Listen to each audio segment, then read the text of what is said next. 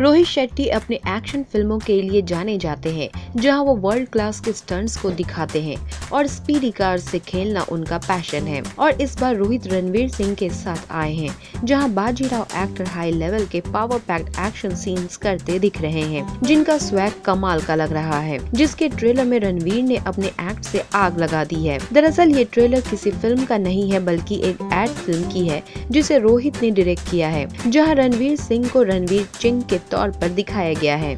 और इस ad film में इस फंकी एक्टर के साथ बाहुबली एक्ट्रेस तमन्ना भाटिया डांस करती दिख रही हैं। इस एड का बैकग्राउंड फ्यूचरिस्टिक टाइमलाइन पर सेट किया गया है, जहां वॉर चल रहा है और रणवीर लोगों की जान बचाने के लिए एक मसीहा की तरह दुश्मनों से लड़ रहे हैं। वैसे इस एड का ट्रेलर किसी फिल्म की तरह दिख रहा है, जिसे रोहित ने एक अलग लेवल पर पहुंचा दिया है। वेल, र्यूमर ये भी है कि रोहित और रणवीर की जोड़ी फिल्म राम लखन के रीमेक में भी एक साथ काम करने के लिए तैयार है।